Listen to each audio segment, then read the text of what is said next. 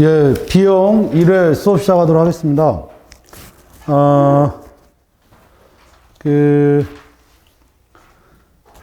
지금 전범위 형태로 이제 하고 있고요. 진도별은 우리 A형에서 어느 정도 우리가, 차근차근히 받고, 그 다음에 가급적이면 8문제 안에서 최대한 우리가 민사소법에서 한 번씩 앞으로 8번 동안 골고루, 다 한번 짚고 넘어갈 수 있는 내용들이 있으면 특히 판례 위주로 해가지고 이론적인 것보다는 항상 판례가 더 중요하니까 이제 그런 부분들에 대해서 살펴보도록 하고요. 일단 뭐 다른 얘기는 이 수업 중에 하도록 하고 1번부터 보도록 하겠습니다. 그래서 을이 갑을 상대로 해사를 설립해서 갑회사의 특허출원 공법을 사용한 동일 구조의 단조를 성취하였다 해놓고 1번을 보면 청주지방법원이고, 그 다음에 청주지방법원에다 소를 제기하고, 대전고등법원으로 갔고, 그래서 대법원으로 갔더니 상고 이유를 주장하면서, 근데 상고법원이 당사자가 주장하지 아니한 관할 위반을 발견한 경우 조치를 설명하시오. 이렇게 되어 있고요. 일단 항상 정리해야 될 게 관할을 볼 때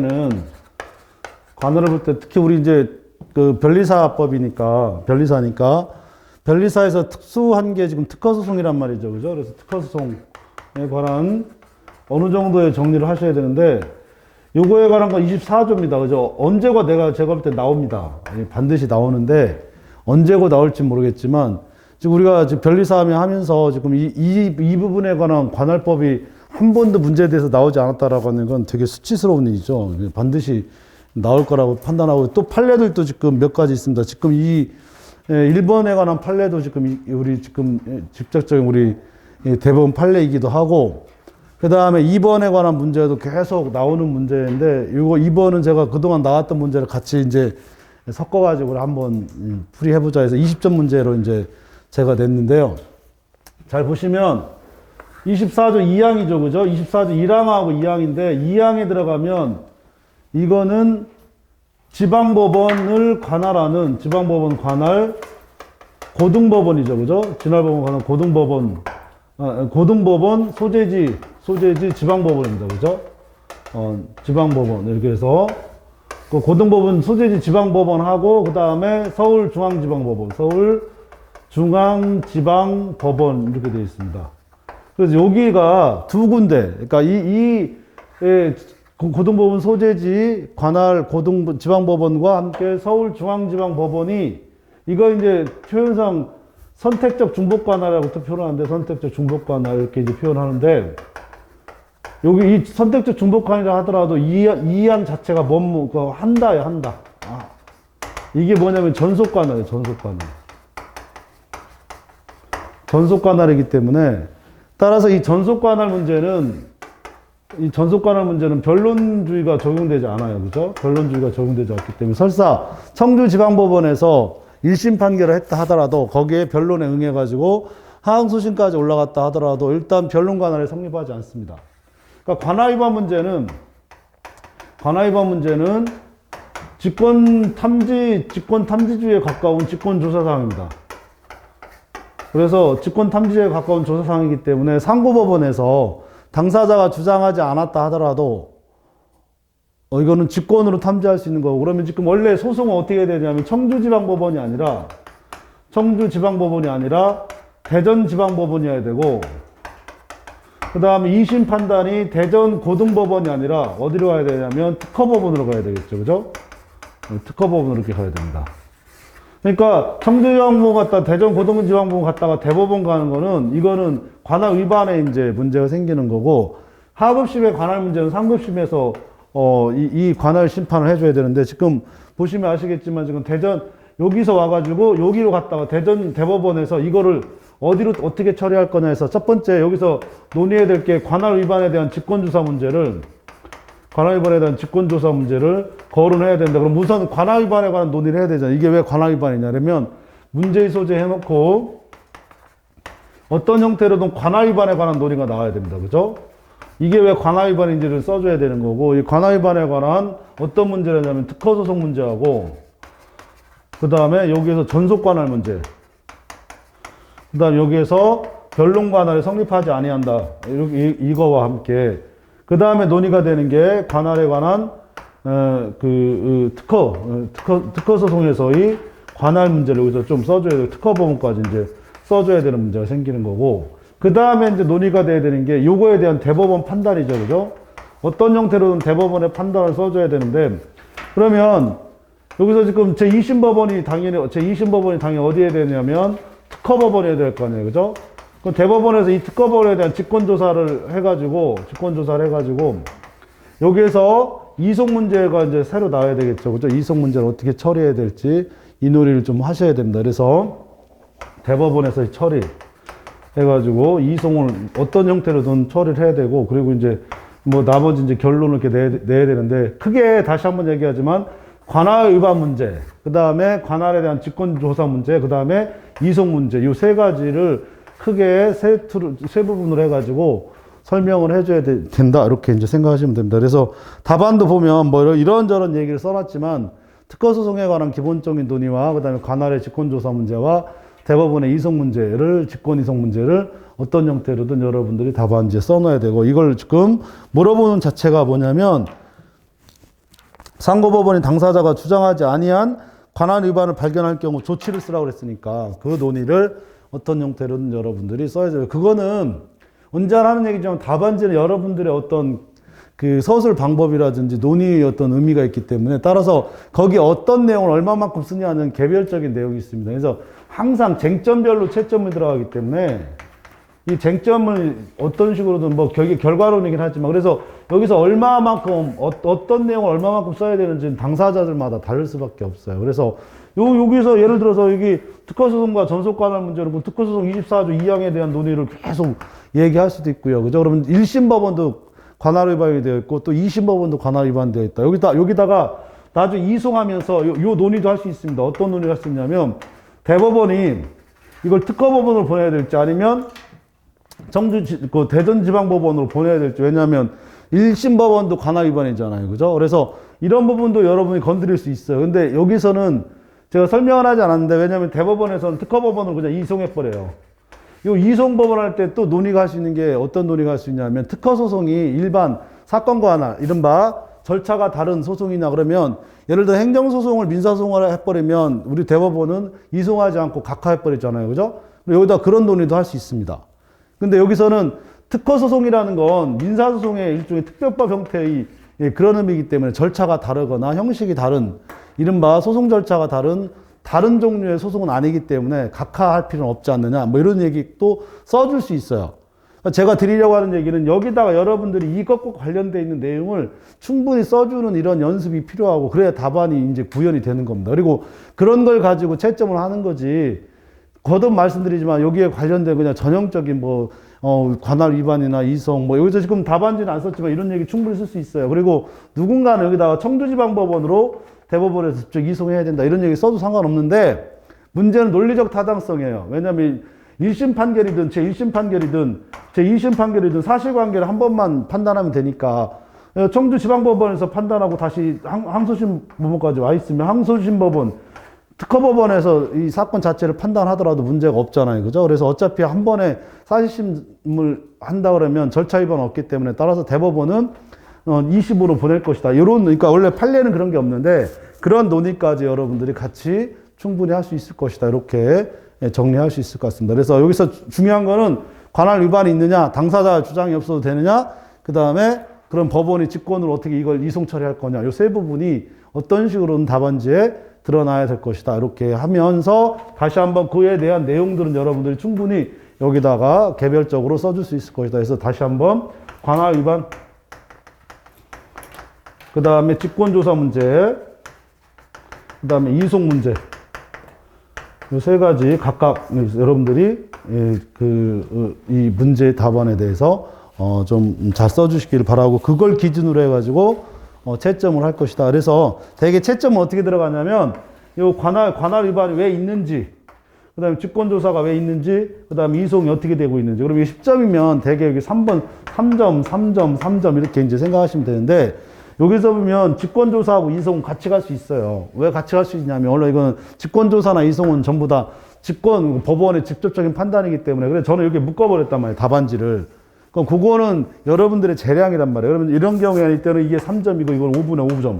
이런 식으로 배점을 이렇게 해버릴 수도 있습니다. 그거는 그때그때마다 다르기 때문에 그런 부분들을 여러분들이 고민하셔가지고 답안지를 좀 만드실 필요가 있겠다. 그리고 여기다가 항상 얘기하지만 좀 써줘야 돼요. 내용들을. 저는 이제 대략적인 여러분들의 어떤 주제와 그 다음에 진행 정도를 써는 것이고 답안지는 훨씬 더 그것보다 치열하게 답안지를 좀 작성해 줄 필요가 있다. 이렇게 말씀드리도록 하겠습니다. 그래서 1번은 그런 대로 하고 1번에 2번 문제가 이제 또 논의가 될 수 있는데 특허소송이잖아요. 그죠? 특허소송이니까 항상 얘기하면 전속관할이에요. 뭐든지 관할은 딱 두 가지로 봐야 됩니다. 전속관할하고 임의관할하고. 다시 한번 전속관할을 할 거냐, 임의관할을 할 거냐. 무조건 관할 나오면 본능적으로 보셔야 됩니다. 본능적으로. 그래, 전속관할이냐, 임의관할이냐. 전속관할이다. 그러면 뭐가 거동관할이 성립하지 않잖아요. 그죠? 거동관할이 성립하지 않으니까 합의관할 논의는 할 필요가 없어요. 요거 이제 트릭이잖아요. 그죠? 전속관할 합의했다 하더라도 관할 합의 위반 문제는 생길 여지가 없어요. 왜냐하면 관할 문제는 생길 여지가 없으니까. 그러면 이 전속관할 의미는 없다. 이렇게 해놨어요. 그러면 다시 한번 또 여기서 또 들어가면 광주하고 그 다음에 서울하고 전부 다 선택적 중복관할에서 전부 다 전속관할인 건 맞아요. 그리고 지금 서울로 했잖아요. 그죠? 서울로 했으니까 여기서 보면 이 관할 위반이 안 생겼잖아요. 근데 관할 위반 안 생겼는데 얘가 지금 관할 이송 신청했잖아요.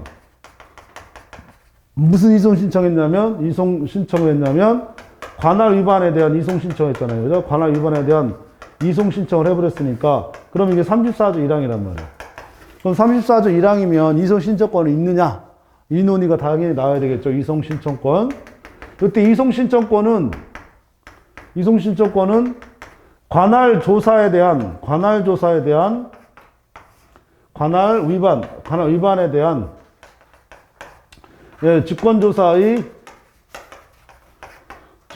촉구의 이상의 의미가 없어요. 그죠? 아무런 의미가 없단 말이에요.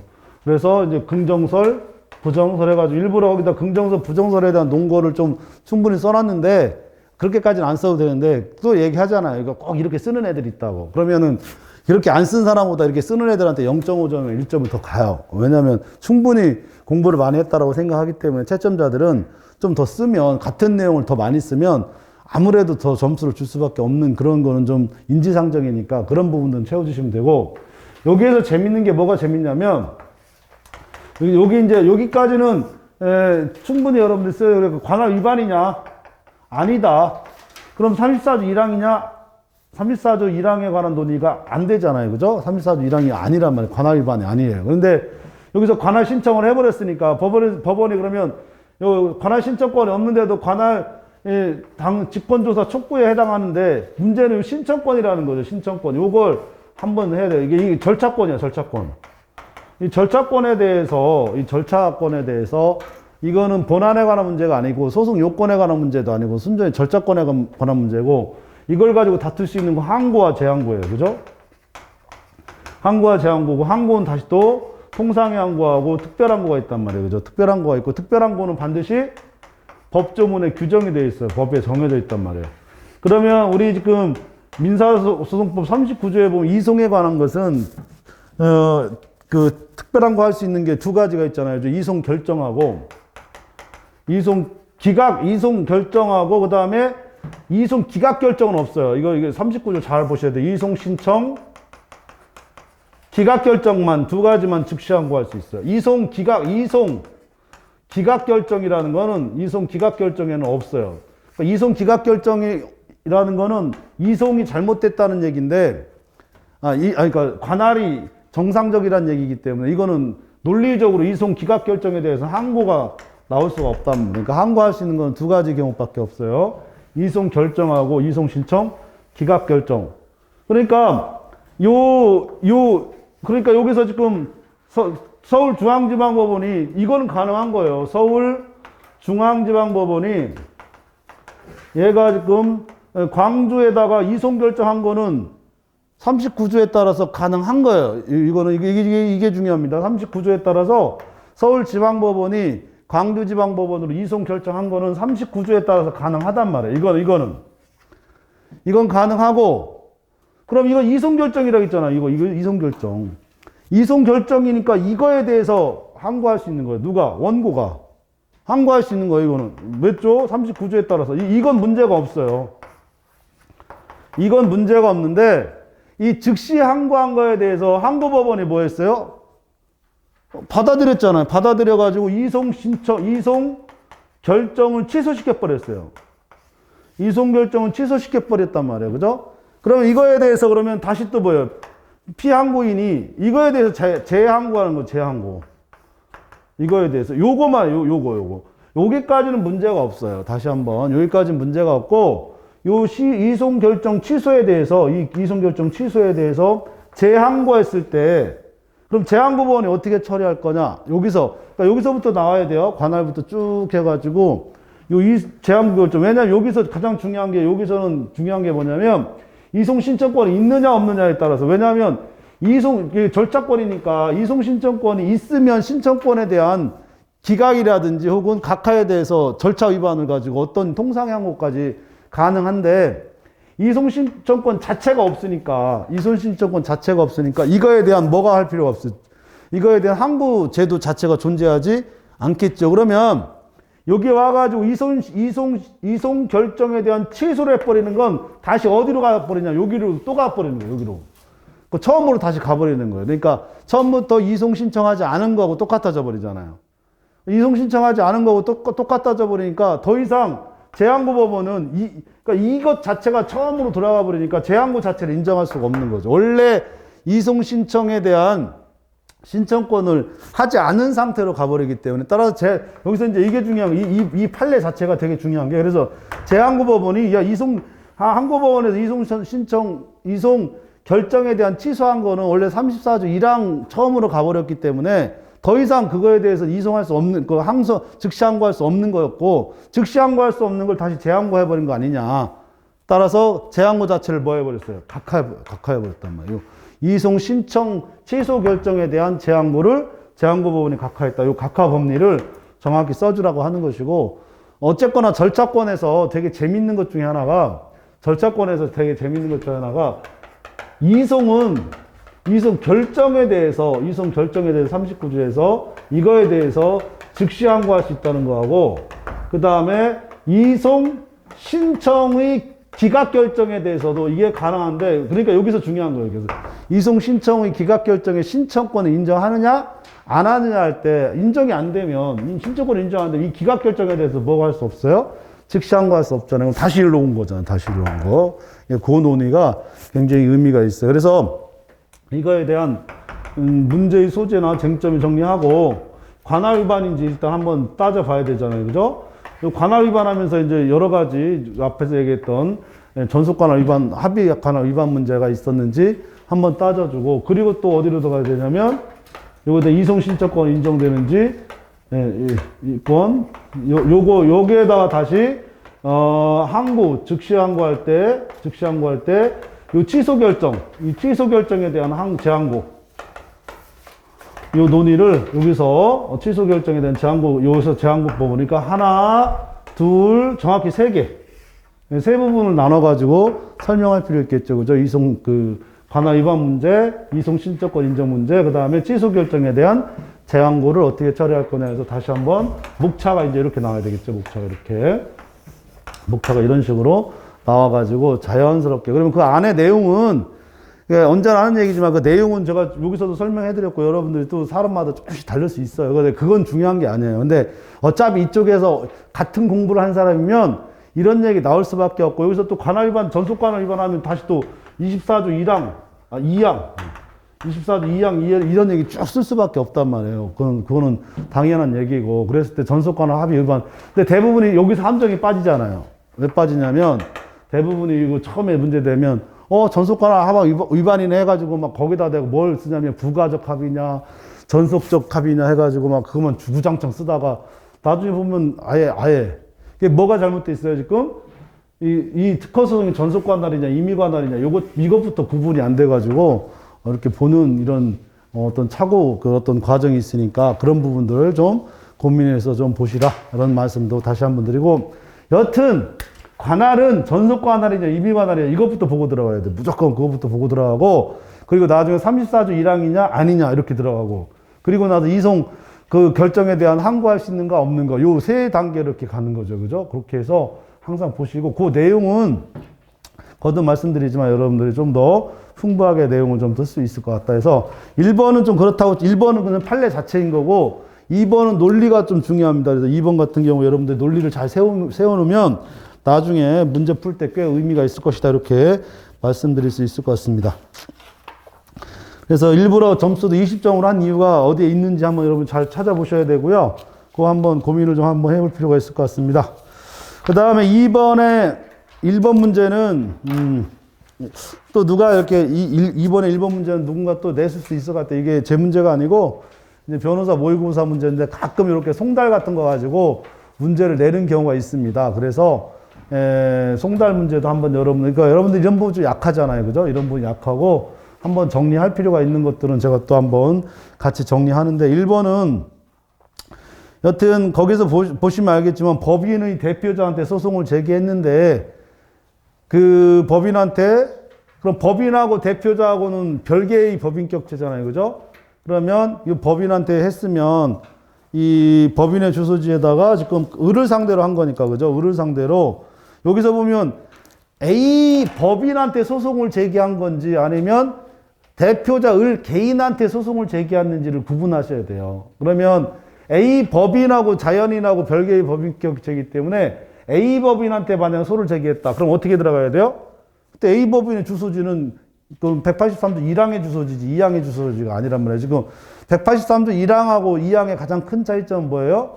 주소지하고 주소지 외의 근무 장소라고 하는 게 되게 중요합니다. 그래서 183조 1항하고 2항은 186조 1항하고 2항하고 또 거기로 또 가버리잖아요. 그래서 주소지 등의 그 송달하고 그 다음에 주소지 외 이른바 근무 장소에 대한 송달에 또 나눠져 있기 때문에 183조 1항이냐 2항이냐를 먼저 항상 구분하셔야 됩니다. 제 거 혹시 그런 거 제 거 혹시 저 쟁점 초록 제가 여러분 보시라고 우리 홈페이지 변리사 스쿨에 올려놨어요. 그러니까 그 쟁점 옛날엔 쟁점 초록이라고 해놨는데 요새는 그 학원하고 단절이 돼가지고 초록이란 말을 저쪽 학원에서만 썼기 때문에 이제 초록이란 말을 좀 안 써요. 안 쓰고서 저기 전혀 안 어울리는 최강 쟁점 뭐 최강 이렇게 하는데 그냥 해놓고 보니까 좀 쑥스럽습니다. 어쨌거나 최강은 아니에요. 최강은 다른 데 있으니까 알아서 찾으시고 여튼 우리 홈페이지에 그 쟁점에 관한 그 논의를 이렇게 하면 제가 항상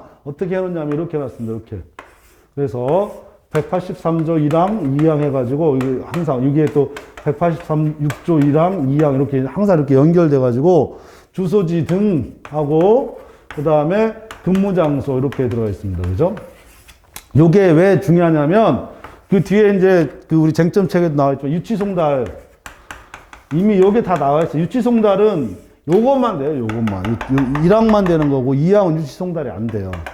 왜냐면 3항에 이제 이 논의가 나와 있기 때문에 그 논의를 지금 하는 겁니다. 그거를, 이 문제는 그거 이제 쓰는 건데 그 전에 무변론 판결했잖아요. 그죠? 무변론 판결했으니까 무변론 판결의 요건이 뭐예요? 일단 송달이 돼야 될 거 아니에요. 송달이 돼야 되고 그리고 공시송달이 아닐 것 뭐 이렇게 쭉 이렇게 이제 공시송달 아니잖아요.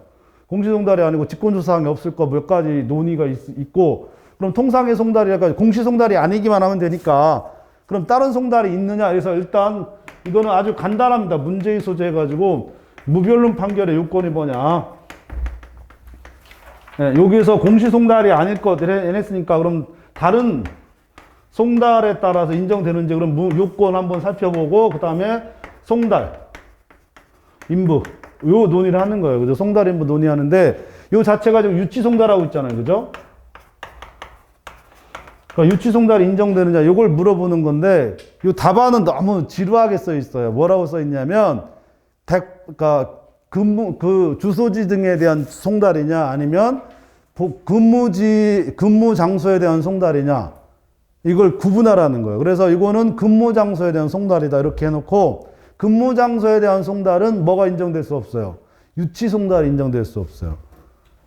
어디에만 인정되는 거예요? 주소지 등에 대한 수령을 거부했을 때만 인정되는 것, 이런 얘기를 써놓은 겁니다. 그래서 이 목차도 항상 이게 우리가 이제 여러분한테 제가 항상 말씀드리는 것 중에 하나, 답안 작성하는 거 고민해봐라 이렇게 얘기하는 것 중에 하나가, 이 사람 똑같잖아요. 저랑 답안지 쓰는 거 거의 똑같아요. 누가 출제해 있는지 몰라도 거의 다 이게 이런 것들이 굉장히 여러분들한테 힌트가 되기 때문에 이 문제도 좋고 답안지도 저 절대 손 안 댔어요. 저 이렇게 안 쓰니까.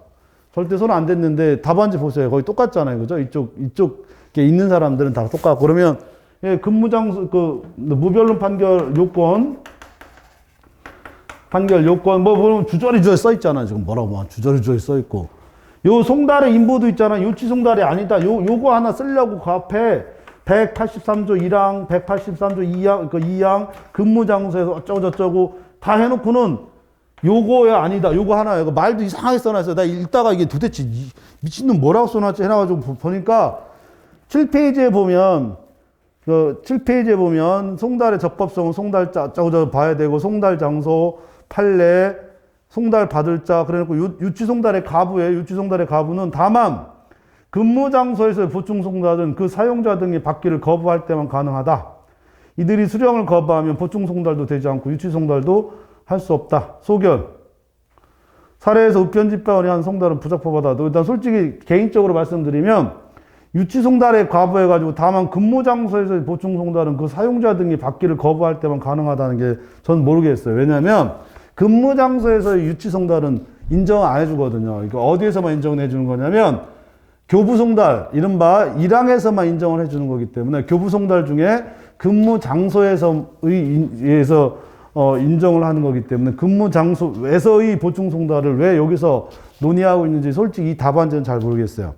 그러니까 논의는 맞아요. 어떻게 하냐면 송달 인보해가지고 근무 장소에서 주소지 등의 1항에 주소지 등의 송달하고 2항에 요 송달이 있고, 물론 둘 다 안 되니까 다시, 그러니까 교부 송달이 있고 그다음에 보충 송달이 있고, 보충 송달이 아니니까 어디가 유치 송달로 가겠죠. 그죠? 그래서 보충 송달이 안 됐다. 그러니까 유치 송달이니까 다시 1항으로 가야 된다. 요걸 설명하려고 했던 것 같은데, 거기에 보충 근무 장소의 송달 요거까지는 필요 없다 해서 논리적으로 교부 송달, 보충 송달, 그다음 유치 송달 요 순서를 이렇게 따져주는 건 맞아요. 맞는데 거듭 다시 한번 얘기하지만 유치 송달은 1항에 대해서만 인정이 되지 2항은 인정되지 않습니다. 따라서 보충 송달이 안 됐을 때 1항에 해당하는 데만 뭐가 되는 거예요?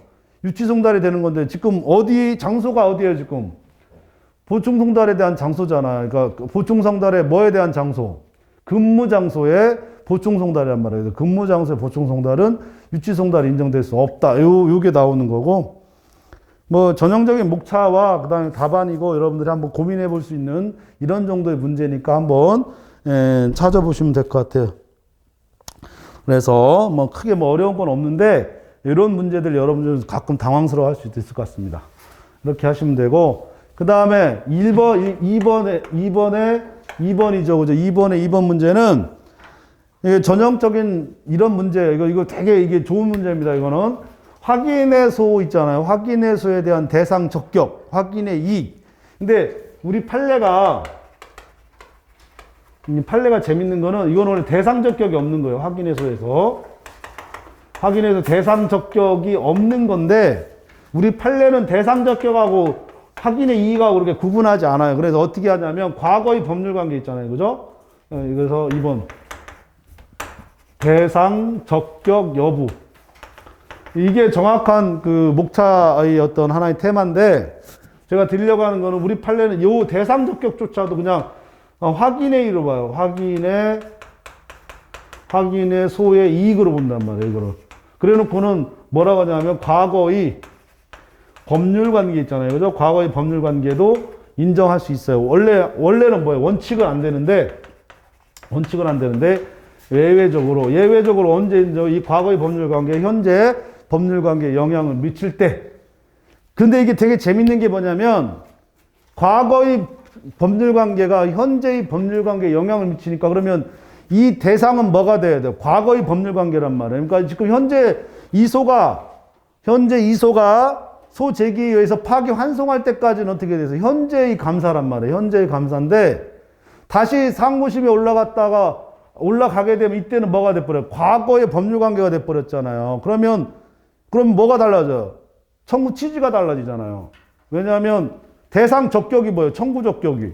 현재의 감사 지휘 확인 소송이 아니라 과거의 감사 지휘 확인 소송이니까 이 소송을 계속 하려면 어떻게 해야 되냐면 소변경이 돼야 돼요.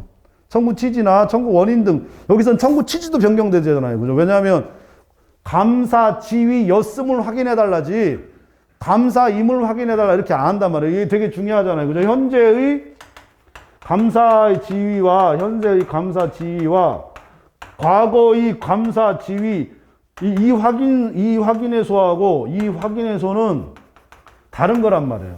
다른 거기 때문에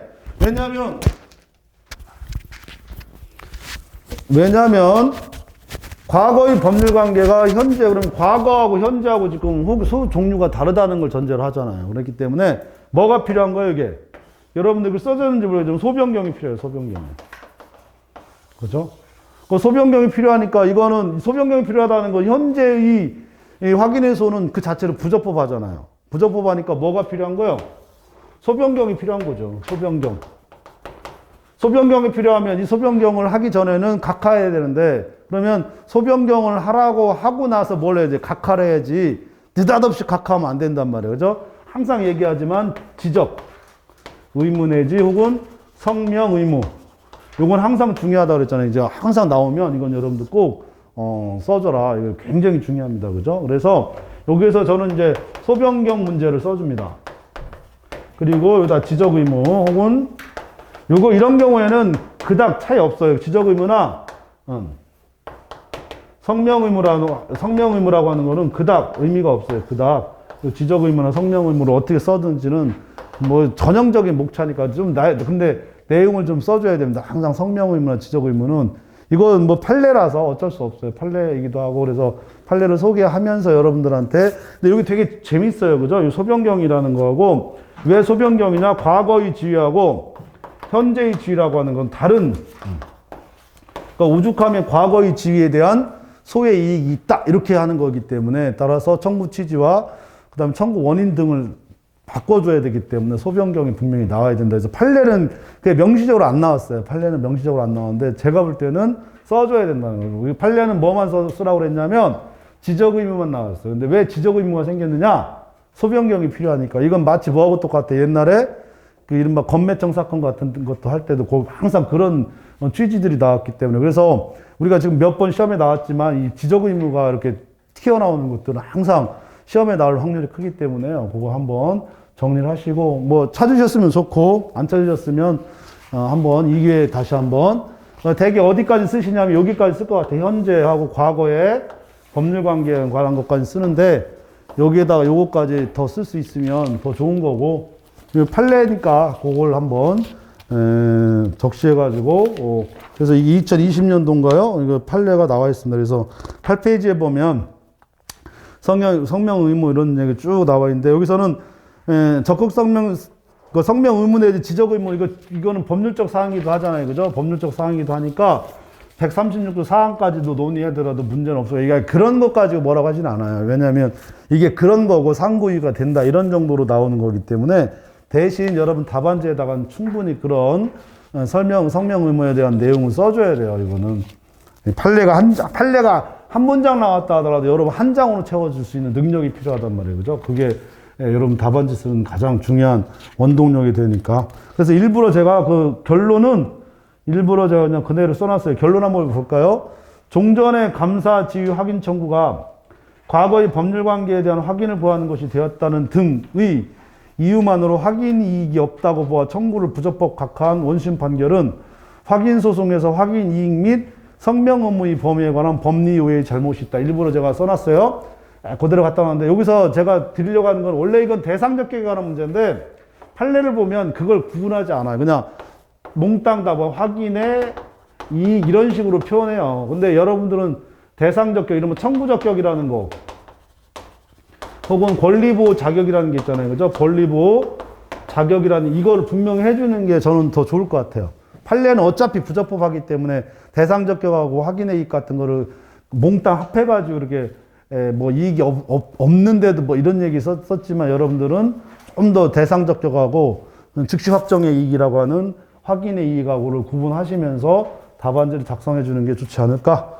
개인적으로는 그렇게 생각합니다. 근데 별 차이는 없을 것 같아요. 어차피 이거 물어보려는 게 과거의 법률 관계에 관한 그거 쟁점 안 하고 성명권을 썼느냐 안 썼느냐 이걸 물어보기 때문에 여러분들이 그 부분을 좀만 잘 정리하시면 되지 않을까 그런 생각을 좀 해봅니다. 그래서 판례도 한번 잘 확인을 해보시고요.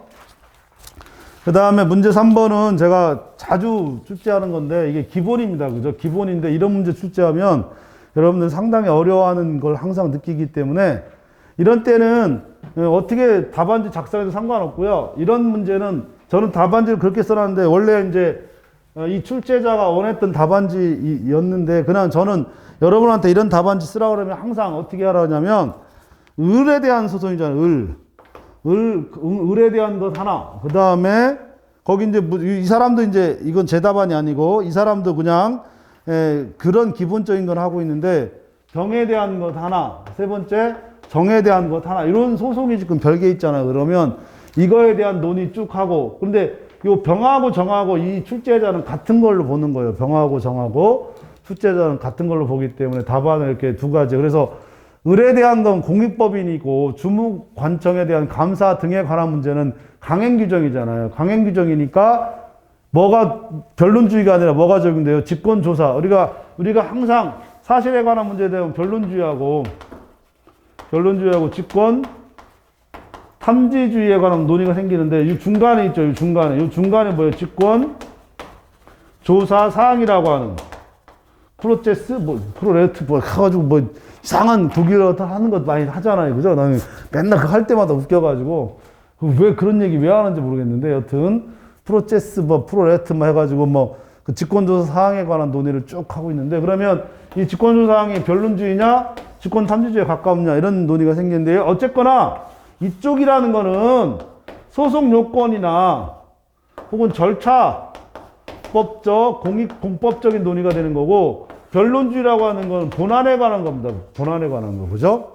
그러면 을에 대한 이 공법인에 관한 거는 이건 강행규정이잖아요. 강행규정.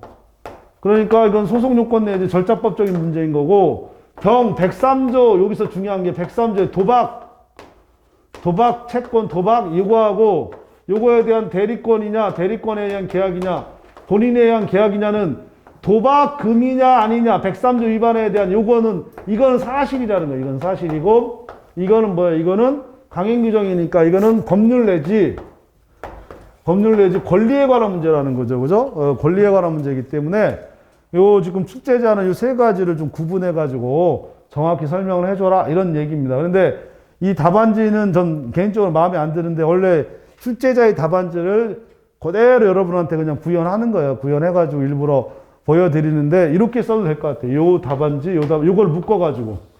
그죠?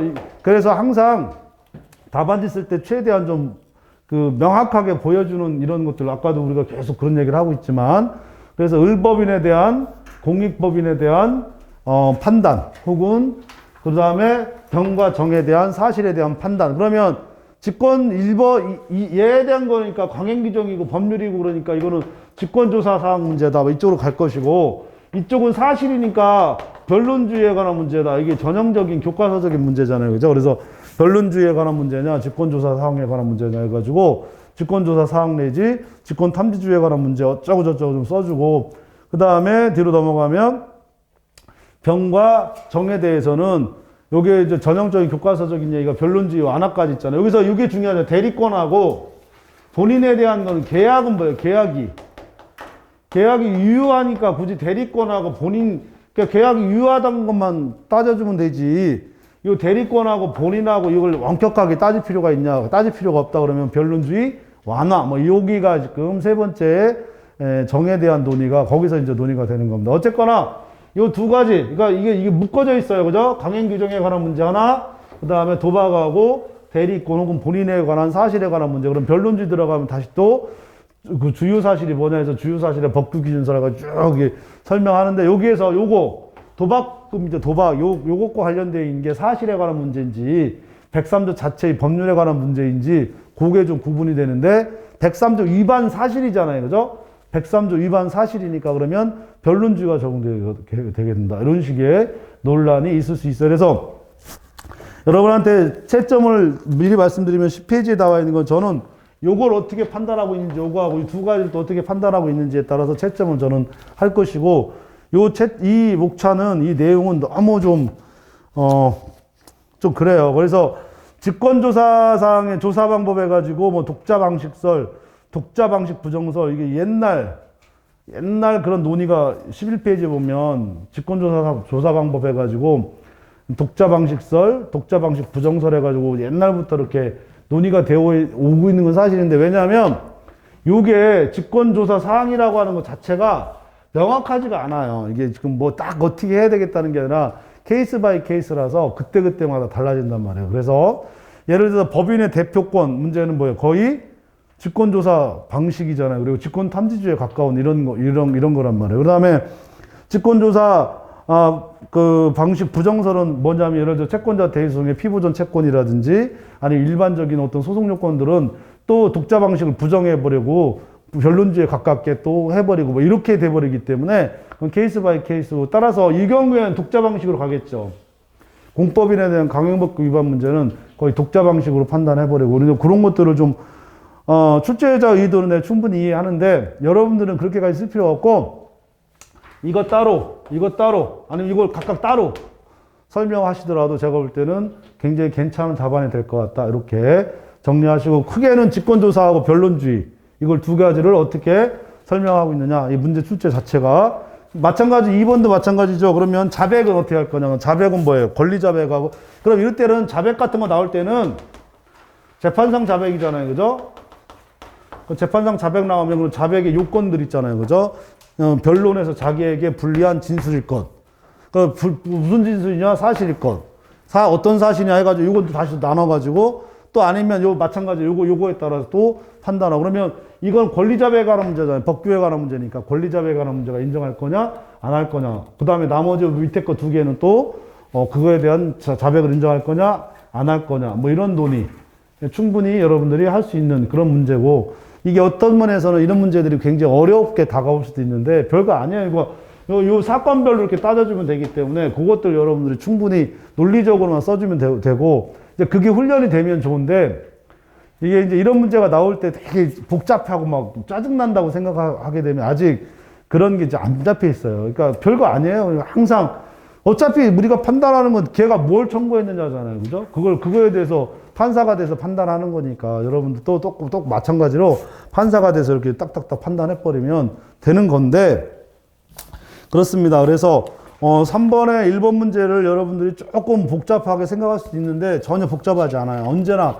하는 얘기지만 청구권별로, 개인별로 그렇게 판단하고 답안을 작성하시면 충분하다.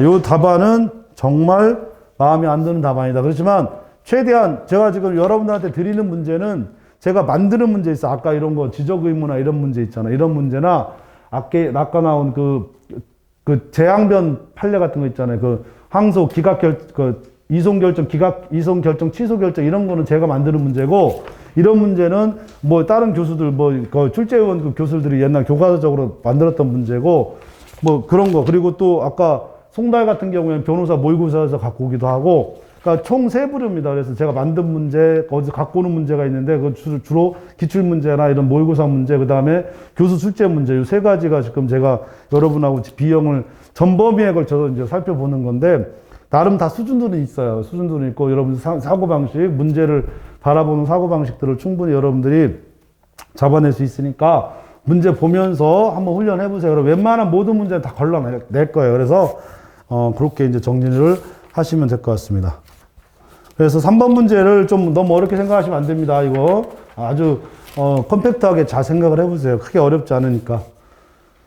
그 다음에 마지막 이제 4번 문제, 4번의 1번 문제는 전형적인 문제죠. 4번의 1번 문제도 판례가 있고 전형적인 문제인데, 일단 이게 되게 재밌는 두 가지 쟁점을 섞어 놓은 건데, 4번의 1번 문제는 그다음 어렵진 않아요. 그죠? 일단 보시면 날짜가 중요하니까 1번 문제 볼게요. 우선 갑은 을 상대로 소유등 청구를 제기하였고, 갑이 주형을 받아들였으나 1심 법원 토지 일부에 해당 원고 일부 승소하였고 1심 법원은 2015년 2월 16일 및 2015년 3월 1일 각을 주소지로 제1심 판결 각각의 주소지로 시도하였으나 모두 패문부재로 송달 불능되었고 그러나 을이 송달받지 아니한 상태에서 2015년 3월 6일 제1심 법원에 항소장을 제출하였다가 1심 법원, 그러니까 2015년 3월 11일 제1심 법원에 항소 취하서를 제출하였어요. 이후 을은 2015년 3월 14일 제1심 판결의 정보는 송달받은 후 그러면 지금 그 항소 취하서가 3월 10일 날 제출했잖아요. 그럼 항소 취하서가 3월 10일 날 제출했으니까 요 어느 시점에 요 항소 취하서 원래 항소 취하를 하게 되면 어떻게 돼요? 항소 취하게 되면 항소가 소급적 소멸되니까 이거에 반사적으로 1심 판결이 확정되겠죠. 1심 판결이 확정됩니다. 항소 취하 효과가. 근데 문제는 뭐가 문제냐면 3월 13일 날 어떻게 돼 있어요? 지금 송달받았잖아요. 같은 날 항소장을 다시 제출하였어요. 일단 3월 14일 날 항소장 제출하는 거를 인정할 거냐 일단 이게 우선 문제가 되네요. 그죠? 그리고 이에 항소심 법원은 2015년 8월 28일 본안에 관한 판단 생략한 채 을의 2015년 3월 11일 항소 취하로 소송이 종료되었다는 소송 종료 선언하였다. 그러면 일단 3월 10일 날 항소 취하로 소송이 종료되었느냐? 다시 한번 3월 10일 날 이걸로 소송 종료가 되었느냐? 요걸 이제 한번 따져줘야 되겠네요. 그죠?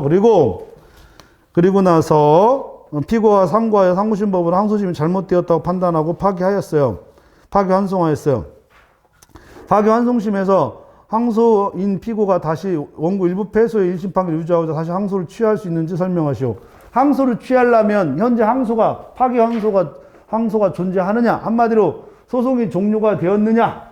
일단 우선 요게 문제의 쟁점으로 이제 여러분들 찾아야 되겠네요. 그죠? 쟁점으로 이게 항소 취하되어 소개속이 없는지 요게 이제 논의가 되는 거고 만약에 소개속이 있다면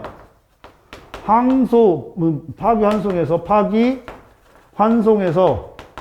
또 항소 취할 수 있는 건지 요게 논의가 되겠네요. 그죠? 요거 두 가지. 그래서 요거 하나 그 다음에 파기환송심에서 항소 취하 요 논의만 따져주고 이제 결론. 그럼 요거는 뭐예요? 항소 취하 후에 다시 항소를 제기할 수 있는가? 그러면 항소 취하 후 항소 제기 효력? 뭐 이 정도가 되겠네요. 그죠? 항소 제기의 효력. 그렇게 제가 써놨는지 모르겠지만 이 정도의 이 문제가 되고, 그 다음에 세 번째가 파기환송심에서 항소 취하 가부. 이렇게 되겠죠. 그죠? 이런 정도로 정리하시면 될 것 같아요. 그래서 보시면 뭐 크게 뭐 어려운 얘기는 아닌데 여기서 보면 우리 전형적인 문제 있잖아요. 항소 취하고 항소 기간 도과 전에 다시 재항소할 수 있다. 이런 논의. 그러면 그런 논의하기 위해서는 항소 취하 효력 때문에 생기잖아요. 항소 취하가 어떻게 돼요? 소급적으로 항소가 소멸되기 때문에. 그럼 항소가 소급적 소멸된다라고 하는 건 원칙적으로 어떻게 되냐면 항소를 또 제기할 수 없는 문제가 생깁니다. 근데 왜 이런 문제가 생기냐? 항소 취하고 상대방의 항소권까지 한꺼번에 어떻게 돼요? 소멸시켜버리잖아요. 그러니까 항소 취하에서 소급적 소멸시켜버리면 항소 기간 전에 상대방에 대한 항소, 갑자기 내 목이 좀, 여러분, 근데 요새는 오미크론은 그냥 개나소나가 아니다. 죄송합니다. 누구나 다 걸리기 때문에 어디서 봤더니 그 얘기 했다고 하더라고요. 뭐지?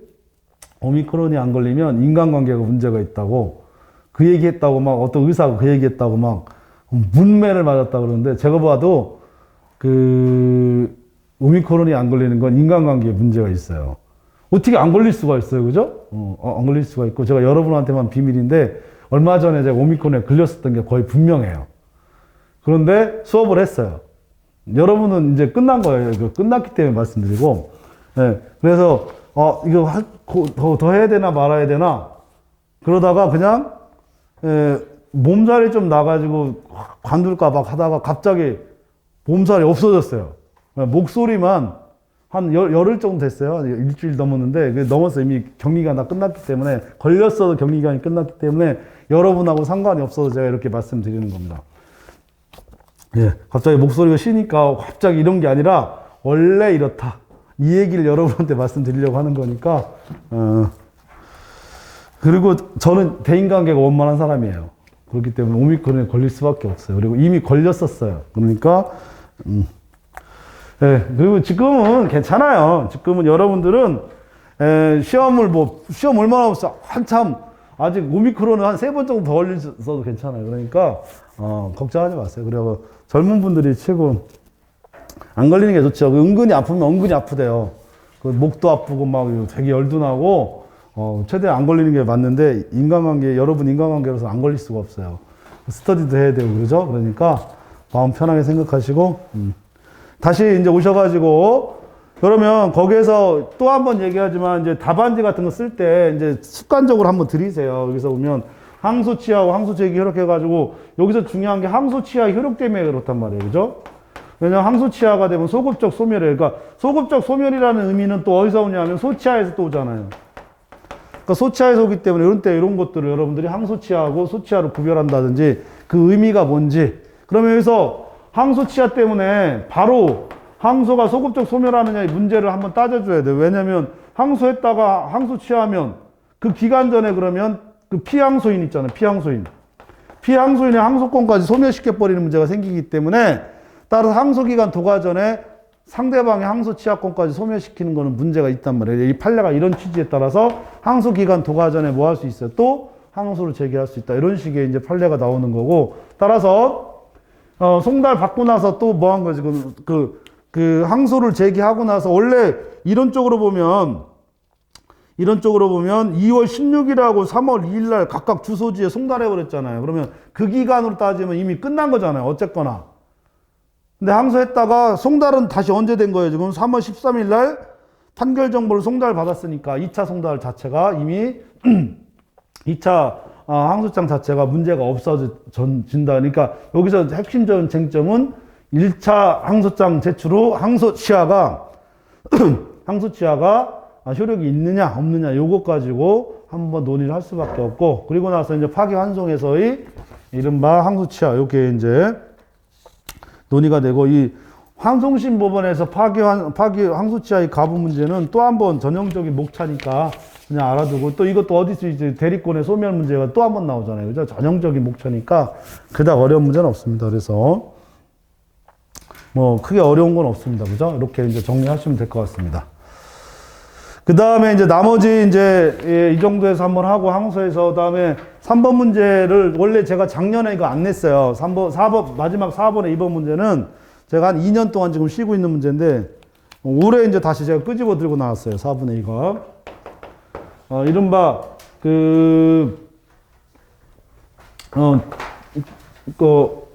공동 소송 참가해서 공동소송 보조 참가해서 소치하 문제 있잖아요. 그죠? 이 소치하가 근데 이 보조 참가가 어디 일반 소송에서의 소치하고 재심에서의 소치하 문제 있잖아요. 재심에서 소치하 문제. 요 논의가 이걸 정확하게 좀 알아둘 필요가 있고 그래서 기존에 우리가 지금 2번 나왔잖아요. 뭐가 2번 나왔냐면 공동소송 참가에서 공동소송 보조 참가 여러분 작년에 그 피 봤던 문제 채권자 대리소송 중에 채무자가 참가한 거는 56회.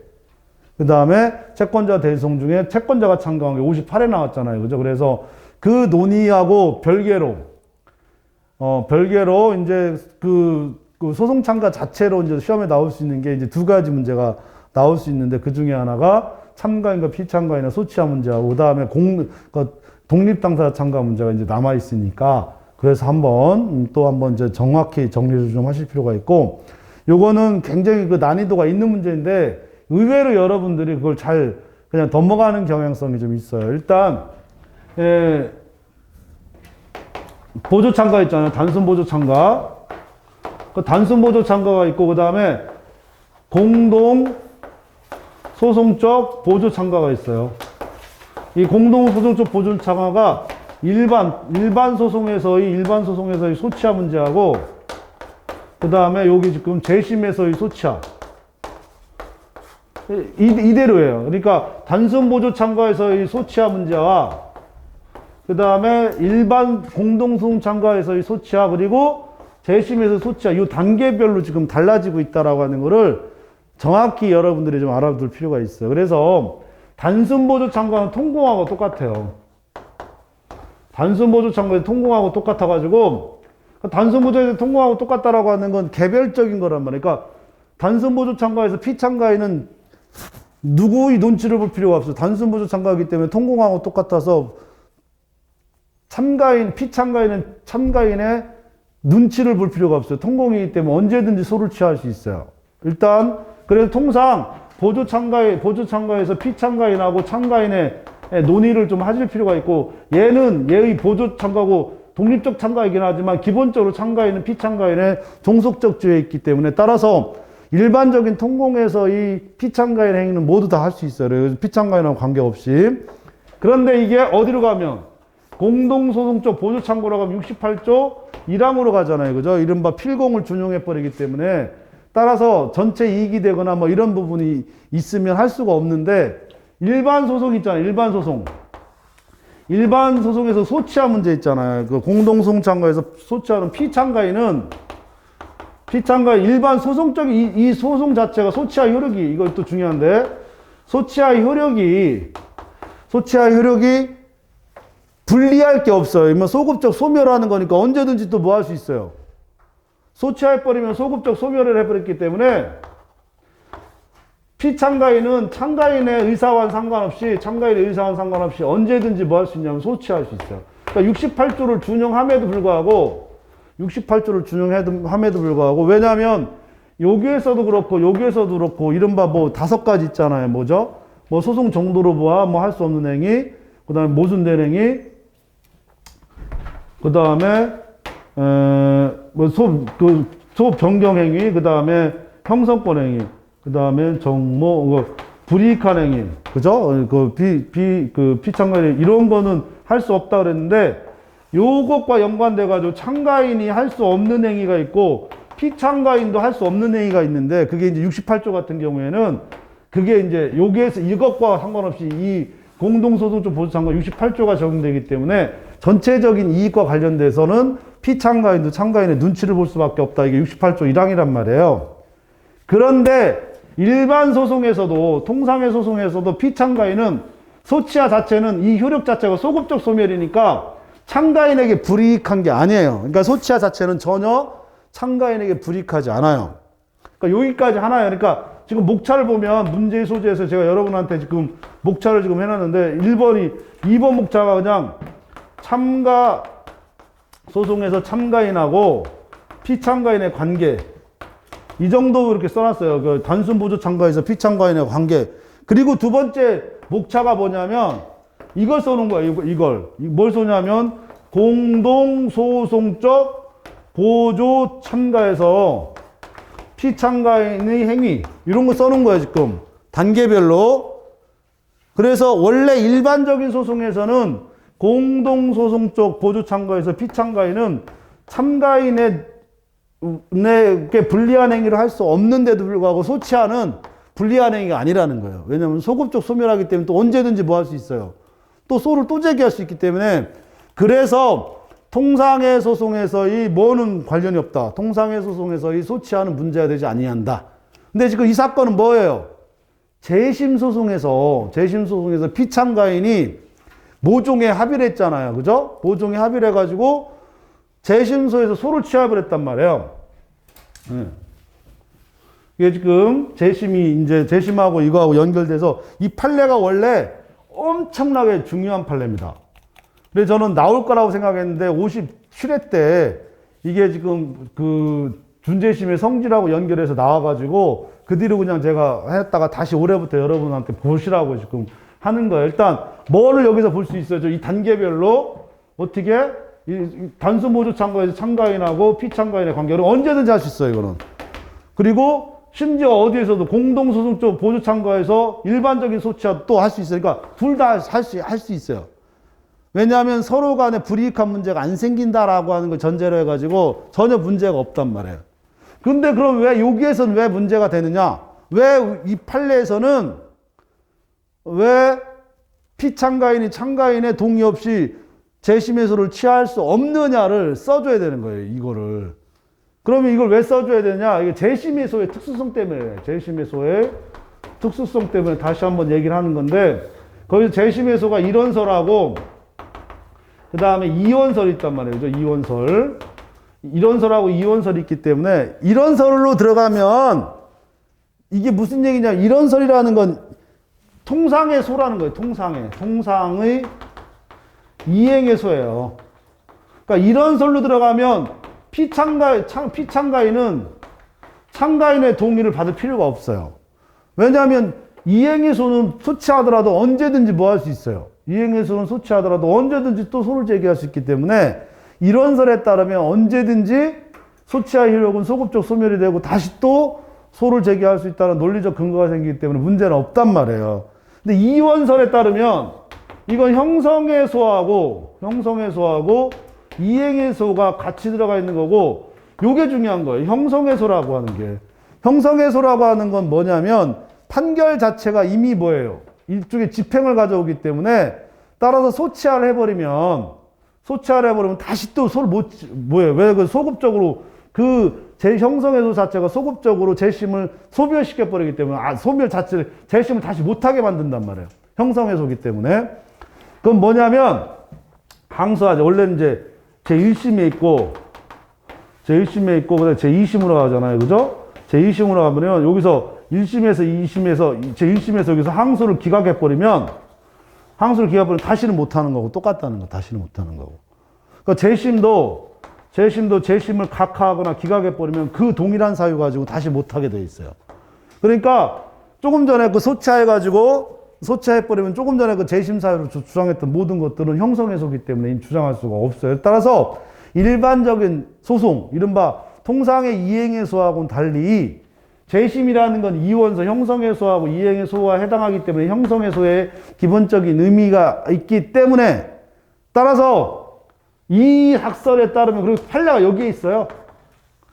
판례가 여기에 있고, 그래서 형성의 소와 이행의 소가 같은 것이 같이 재심의 소에 들어가 있기 때문에, 따라서 형성의 소의 성질상 소치하를 하게 되면 소급적 소멸이 그대로 되는 게 아니라 그대로 확정이 돼버리기 때문에, 그 확정이 됐잖아요. 그럼 더 이상 다툴 수가 없는 거예요. 일반 이행의 소에서는 어쨌거나 다시 또 소를 제기할 수 있는데, 이렇게 확정이 돼버리면 또 소를 제기할 수 없고, 따라서 이런 경우에는 누구의 동의를 받아야 돼요? 참가인의 동의를 받아서 소를 취하지 않는 한, 그리고 68조 1항에 원래 본래대로 하는 거예요. 이거 68조 1항이 일반적인 이행의 소하고 재심의 소를 구분하는 거예요. 그래서 이게 자체가 굉장히 중요한 판례가 돼버려서 68조 1항을 재심의 소는 불이익한 소송으로 본다. 이렇게 해가지고 소취하를 누구의 동의를 받아야 돼? 그 참가인의 동의를 받아서 피참가인 할 수 없고, 그러기 전엔 효력이 없어요. 필수적 공동소송에서 가장 중요한 게 전원의 동의가 있어야 되잖아요. 그러니까 그건 효력이 없는 것이다. 이런 식의 법리. 그래가지고 이 판례 하나면, 전에도 그때 그런 말씀드렸죠. 이 판례 하나면 단순 보조 참가 문제, 공동소송적 보조 참가 문제, 그 다음에 재심의 소의 성질, 그리고 거기에서 필공인들에 관한 소치하 문제까지 한꺼번에 다 논의가 되는, 원래 이런 리딩 케이스 판례예요, 이게. 그래가지고 되게 중요시 한단 말이에요. 여러분들은 별로 아닌데, 요게 일부라 그래가지고 제가 그 뒤에 그 학자들이 논의하고 있는 17페이지 보면 일부러 학자들이 논의하고 있는 이런 논의들을 일부러 제가 다 올려드렸어요. 이거 되게 이제 하도 논의들을 많이 하시길래 여러분들도, 그리고 이런 것들 언제고 또 한번 튀어나옵니다. 그래가지고 일부러 여러분들이, 교수님들이 여기까지 얘기하고 있으니까 한번 보시고, 여러분들이 맨날 보아도 이게 무슨 얘기인지 모르고 뭐만 쓰냐면 판례 결론만 써버리고 만단 말이에요. 그러면 그 판례 결론을 왜 나왔는지를 써보라는 게 우리의 기본적인 문제인데, 이렇게 판례 결론만 쓰면 그건 안 좋은 문제가 돼버리기 때문에 거듭 말씀드리지만 그런 것들 여러분들이 한번 고민을 하시면서 보시기 바란다. 이렇게 말씀을 드리겠습니다. 그래서 다시 한번 이 기회에 좀 보도록 하고, 그렇게 해서 앞으로 8번 동안 전체적인 부분을 중복되는 부분은 없을 겁니다. 기본적으로는. 같은 문제 안에서 뭐 1번처럼 관할 이런 건 있을 수 있어도, 문제마다 다 이제 분야가 조금씩 다를 수 있으니까, 그렇게 이제 생각해가지고 앞으로 8번 동안 전범위에 걸쳐서 한번 볼 수 있도록 하고, 아까도 말씀드렸지만 출제는 이렇게 모의고사나 이런 다른 기출문제, 제가 만든 문제, 그 다음에 교수급에서 나온 문제, 요 3가지로 해가지고 전범위에서 우리가 한번 8번 동안 이렇게 볼 수 있도록 할 테니까 그렇게 이해해 주시고요. 여기까지 일단 우리 수업 이 내용을 하고 나머지는 질문을 통해서 또 이해할 수 있도록 하겠습니다. 그리고 내일은 채점에서 한번 우리가 확인해 볼 수 있도록 하고요. 오늘 여기까지 하겠습니다. 수고하셨습니다. 질문?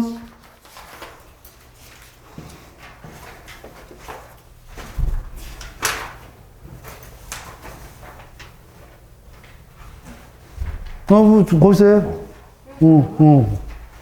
뭔 생각? 괜찮아? 아니, 뭐 잘 판례 이해는 잘못한 것 같은데. 뭐. 근무지 송달이 근무지 송달.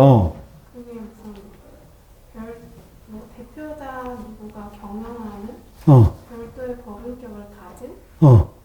뭐 회사의 사무실 이렇게 이해를 했는데. 그러니까 이게 뭐냐면 법인한테 소송을 제기하면 법인의 대표자도 그 주소지 송달로 된단 말이야. 근데 이거는 법인하고 관련 없이 개인한테 소를 제기한 거잖아. 그러니까 개인한테 소를 제기한 건 이 사람이 근무하는 장소이지 이게 주소지는 아니라고. 만약에 법인을 상대로 소를 제기했다면 이거는 1항에 해당해요. 1항에. 그러니까 지금 유치송달 된다는, 그러니까 우리가 지금 저기가 얘기하는 걸로 따지면은 유치송달이 돼야 된다는 쪽으로 결론이 가게 돼, 거기는. 그러니까 애초에 근무지 송달로 안 보게 되면 유치송달이 된다. 그럼 무변 판결이 적법하지. 그냥 대표자 의뢰한테 바로 했기 때문에 얘가 그러니까 법인에 대한 소송이 아니라는 얘기야. 이거는.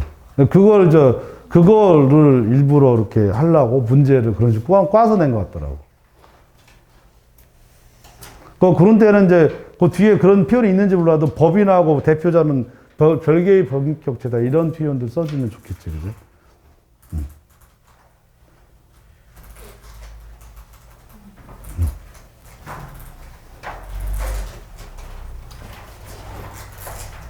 경준 씨 뭐? 질문이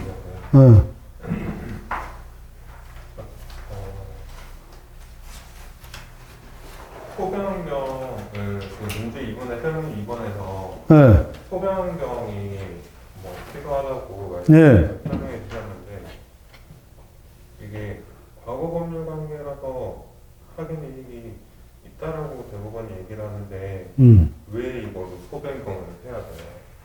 그러면 만약에 원래 원고가 감사가 끝났어. 감사가 끝났으면 만약 소를 제기하면 소장에다 뭐라고 써야 돼? 감사주의가 끝났으면. 감사지 끝났으면요? 무효 확인? 감사지 무효인데? 아니, 감사지, 과거의 감사지 확인 청구 소송. 그렇게 써야 돼, 원래.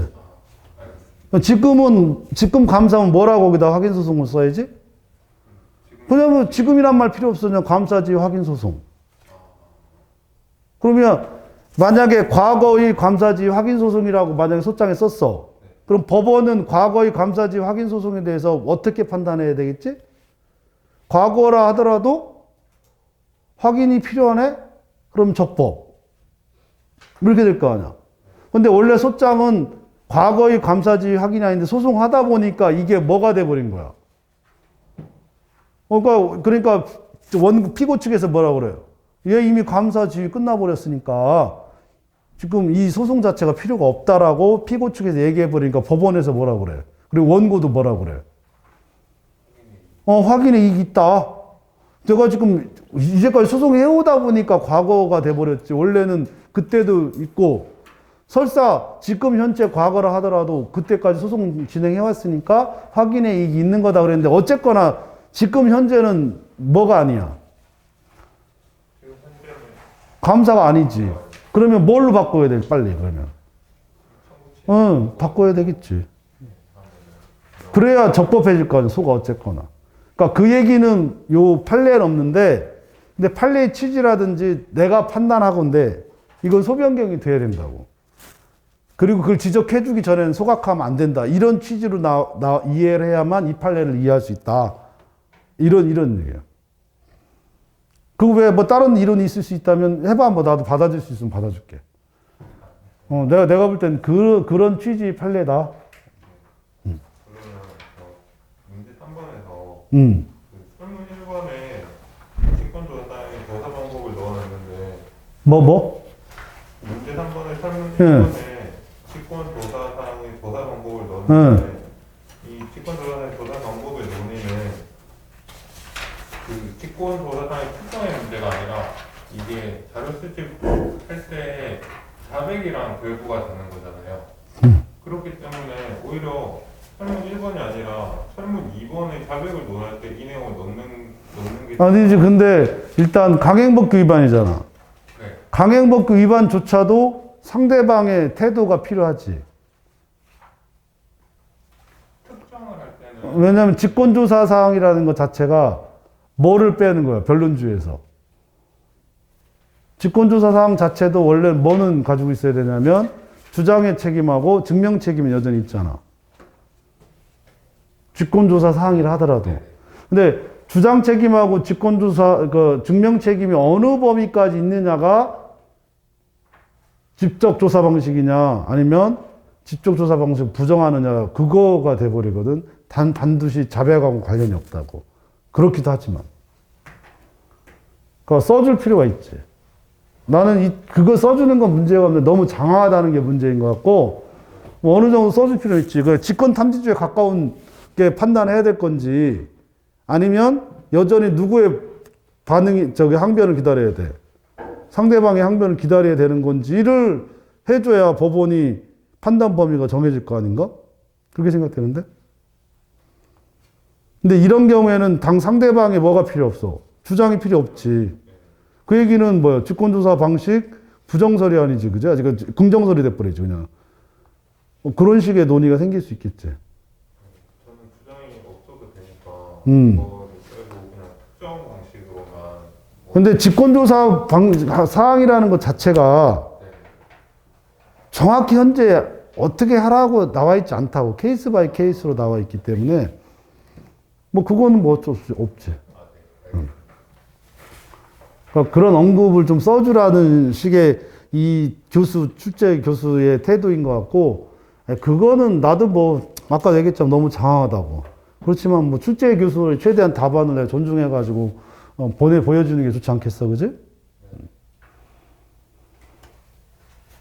전병서 교수 책인가 어디에 나온 문제야 이거? 그런가요? 사례집, 옛날 사례집. 그 사례집 맞는 응? 전병서 교수 거? 살짝 한 번 읽어봤는데 응. 사안의 핵심에서 제안을 하잖아요. 응. 그래서 괜찮다고. 괜찮아? 근데 쓸데없는 자기만의 그 이론이 많아.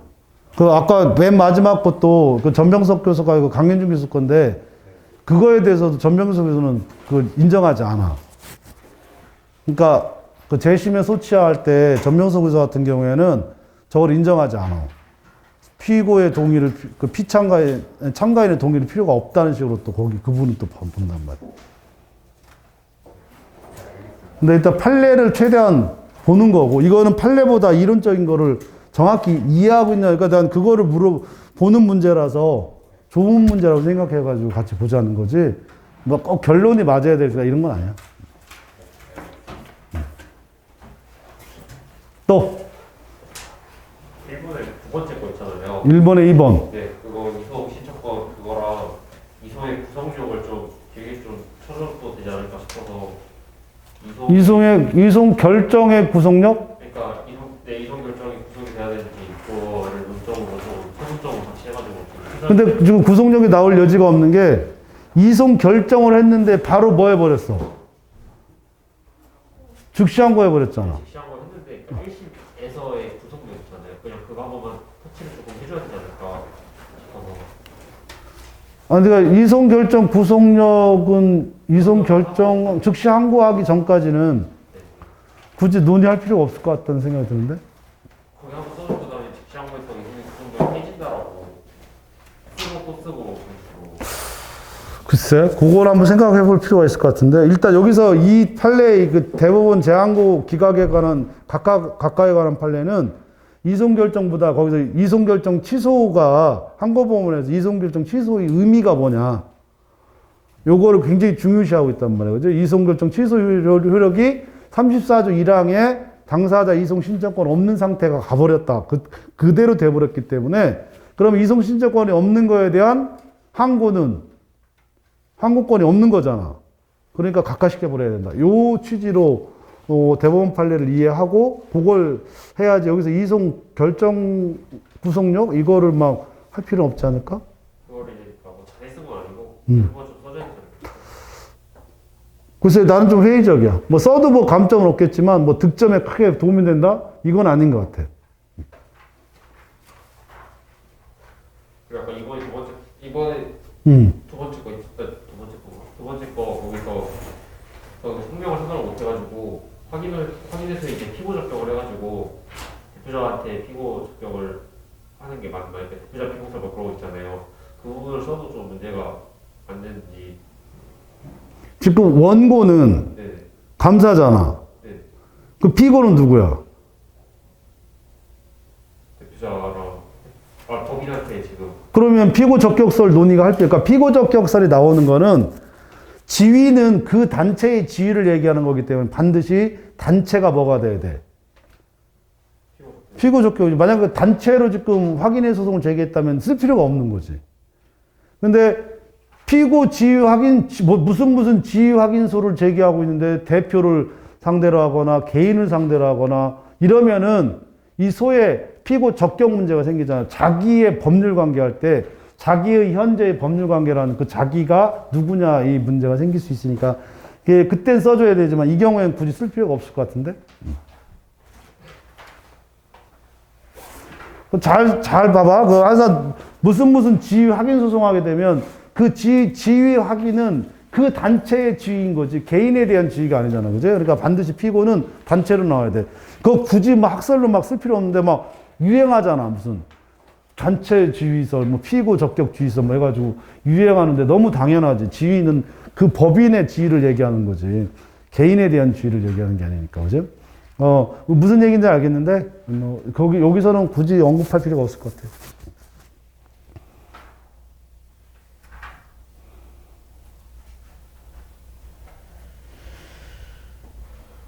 네, 다 하셨으니까 가셔도 됩니다. 뭐 또 남아서 이제 질문할 거 있으면 질문하시고. 예.